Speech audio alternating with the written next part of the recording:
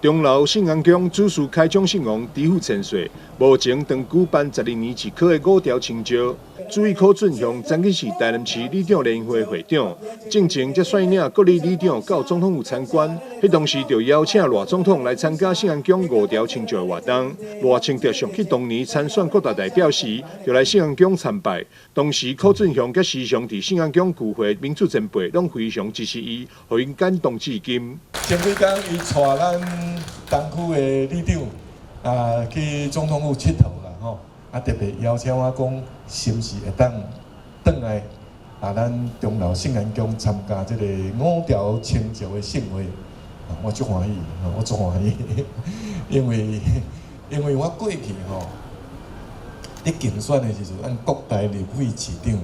信安宫我是必然爱来参拜，祈求神明保庇。那么钟楼信安宫庙内啦，一定拢有一殿，1年365天，咱这民主前辈伫遐咧泡茶，咧谈天说地咧讲民主，所以我按第一遍参选，到参选各大4遍的立委，到市长每一遍来，拢受到咱信安宫落下极力的支持。甲神明的保庇，拢会当顺利。所以我今仔日听到讲哇，这个咱柯主任委员邀请我转来钟楼信安宫，我足欢喜所以我今仔日先安尼恭祝咱钟楼信安宫12年一考啦5条祈安清照圆满顺利成功。信安宫主委柯俊雄这是学了赖清德是世界一等的总统。感谢。亲民爱民的赖总统，特地拨冗南下府城正典，以增添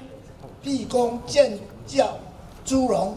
极致影响文化及尊驾，敬赞风调雨顺，平安束福。得获神